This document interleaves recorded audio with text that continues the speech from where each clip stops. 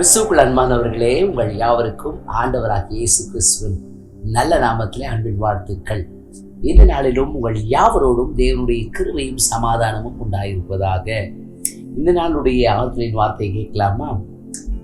முதல் சங்கீதம் இப்படியாய் சொல்லப்பட்டிருக்கிறது: துன்மார்க்கருடைய ஆலோசனையில் நடவாமலும், பாவிகளுடைய வழியில் இல்லாமலும், பரியாசக்காரர் உட்காரும் இடத்தில் உட்காராமலும், கர்த்தருடைய வேதத்தில் பிரியமாயிருந்து இரவும் பகலும் அவருடைய வேதத்தில் தியானமாயிருக்கிற மனுஷன் பாக்கியவான்.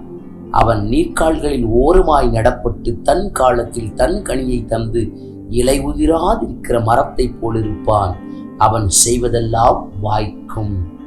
அன்பானவர்களே, நீங்க செய்யறதெல்லாம் வாய்க்கணும், வெற்றி பெறணும் அப்படின்னு சொன்னா, இங்கே சொல்லப்பட்டிருக்கிற ஒவ்வொரு வசனங்களையும் நீங்கள் பார்க்கும் பொழுது வேதத்தின்படி நடக்கிற ஒரு மனுஷன் அவன் பாக்கியவான், அவன் ஒரு வெற்றி உள்ள ஒரு வாழ்க்கையை வாழுகிறவன் என்று சொல்லி வேதம் வர்ணிக்கிறது.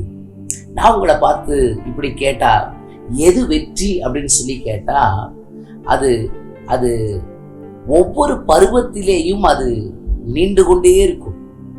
எது வெற்றி அப்படின்னு சொன்னா, 3 வயசுல யாருடைய ஹெல்ப்பும் இல்லாம ஒரு குழந்தை நடக்குது அப்படின்னு சொன்னா அது வெற்றி.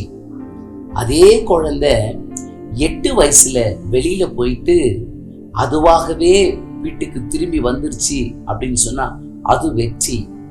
அதே பிள்ளை 13 வயசுல அந்த பிள்ளை பருவத்திலிருந்து ஒரு முதிர்ந்த பருவத்துக்கு போகும் பொழுது நல்ல நண்பர்களை சேர்க்கும் பொழுது அது வெற்றி. அதே பிள்ளை 18 வயசுல ஸ்கூலை முடிச்சுட்டு ஒரு நல்ல ஒரு காலேஜ்ல போயிட்டு தேர்ச்சி பெற்று அவன் சேர்ந்துட்டான் அப்படின்னு சொன்னா அது ஒரு வெற்றி.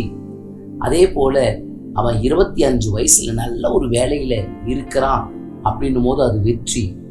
அவன் 30 வயது ஆகும் பொழுது ஒரு நல்ல ஒரு குடும்பத்தை அமைத்து கொள்ளுகிறான், அவனுக்குன்னு சொல்லி ஒரு குடும்பம் இருக்குது அப்படின்னு சொன்னா அது ஒரு வெற்றி.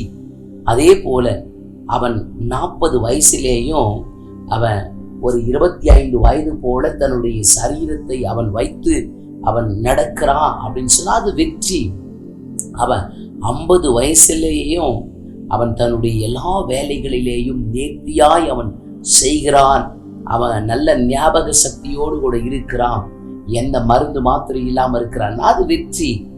60 வயதுல பிறருடைய உதவி இல்லாம ரிட்டைர்மெண்ட் ஸ்டேஜில் அவன் இன்னைக்கும் வேலை செய்யறதுக்கு அவனை நம்பி வேலைகளை கொடுக்கிறார்கள் என்று சொன்னால் அது வெற்றி. 70 வயதிலே அவன் தன்னுடைய சரீரம் மருத்துவமனைக்கு போகாம அவன் மருந்து மாத்திரையினுடைய டிபெண்டன்சி இல்லாம இருக்கிறான் அப்படின்னு சொன்னா அது வெற்றி. 80 வயதுகளிலே அவன் மீண்டுமாக வீட்டுக்கு திரும்ப அவன் வந்து விடுகிறான் என்று சொன்னால் அது வெற்றி. 90 வயதுகளிலே அவன் எந்த ஒரு யாருடைய ஹெல்ப் இல்லாம அவன் திரும்ப அவன் நல்லபடியா நடக்கிறான் அப்படின்னு சொன்னா அது ஒரு வெற்றி. இப்போ ஒவ்வொரு பருவத்திலே ஒவ்வொரு நிலைமைகள்ல வெற்றியாக உலகம் பார்க்கிறது. இப்போ 3 வயசுல எந்த ஒரு யாருடைய ஹெல்ப் இல்லாம நடந்த ஒரு குழந்தை பருவம், அதே 90 வயதுல அவன் எந்த ஒரு ஸ்டிக்கும் இல்லாம நடக்கிறான் அப்படின்னா வெற்றியாக பார்க்கிறது. அதே போல 80 வயசு 80 அபோ வெளியில போயிட்டு ஒரு பிள்ளை 8 வயசுல வெளியில போயிட்டு திரும்ப வருது அப்படின்னு சொன்னா அது வெற்றி. அப்போ வாழ்க்கை அப்படியே சுற்றி வருகிறது. நம்ம ஒவ்வொரு பருவத்துல நம்ம இது வெற்றியாக நாம் பார்க்கிறோம், ஆனால் நம்முடைய வாழ்க்கையானது அது சுற்றி வருகிறது. அன்பானவர்களே, எது ஒரு வெற்றி உள்ள ஒரு வாழ்க்கை? வேதம் சொல்லுகிறது, துன்மார்க்கருடைய ஆலோசனையில் நடவாமலும், பாவிகளுடைய வழியில் இல்லாமலும், பரியாசக்காரர் உட்காரும் இடத்தில் உட்காராமலும், கர்த்தருடைய வேதத்தில் இரவும் பகலும் பிரியமாயிருந்து அவருடைய வசனத்துல பிரியப்பட்டு வாழும் பொழுது ஒரு பாக்கியம் உள்ள ஒரு வாழ்க்கையை நம்ம பெறுகிறோம். மாத்திரமல்ல, அவங்க எது செய்தாலும் அது வாய்க்கும், வெற்றி நடக்கும், வெற்றி உண்டாகும். நான் உங்களை பார்த்து சொல்றேன், நமக்கு நம்முடைய வயசு நிறைய கற்றுக் கொடுக்கலாம், அனுபவங்களை கற்றுக் கொடுக்கலாம், நிறைய விஷயங்களை கற்றுக் கொடுக்கலாம்.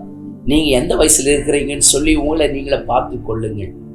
நீங்க எந்த வயதுக்குரியவர்கள், நீங்க எந்த வெற்றியை பெற்றிருக்கிறீர்கள் அப்படின்னு சொல்லி நீங்கள் பார்த்து கொள்ளுங்கள். வேதம் சொல்லுகிறது எல்லா வயதிலேயும் இந்த வசனம் மட்டும்தான் நம்மை வெற்றி உள்ளவனாக நம்மை நடத்தும். அல்லேலூயா. வசனம் மட்டும்தான். கர்த்தருடைய வேதத்தில் இரவும் பகலும் பிரியமாயிருந்த அவருடைய வேதத்தில் தியானமாயிருக்கிற மனுஷன் பாக்கியவான். அவன் நீர்க்கால்கள் ஓரமாய் நடப்பட்டு தன் காலத்தில் தன் கனியை தந்து அவன் இலை உதிராதிருக்கிற மரத்தை போல் இருப்பான். அவன் செய்வதெல்லாம் வாய்க்கும்.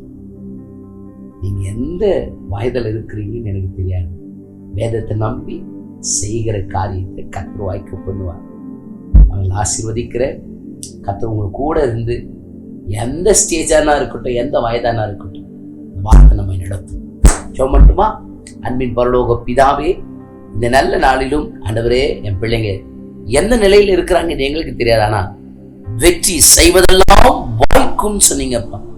ஆண்டவரே, நீங்க தான் ஆண்டவரே அப்பா ஒவ்வொருடைய கைகளை கர்த்தர் ஆசீர்வதிக்கணும். ஒவ்வொருவரோடு கூட நீங்க இருக்கணும், வழி நடத்தணும், பலப்படுத்தணும், கிருபைகளை தந்து நடத்துறீங்கன்னு சொல்லி ஜெபிக்கிறேன்.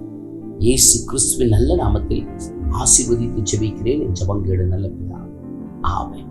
God bless you. கர்த்தர் உங்களை ஆசீர்வதிப்பாராக.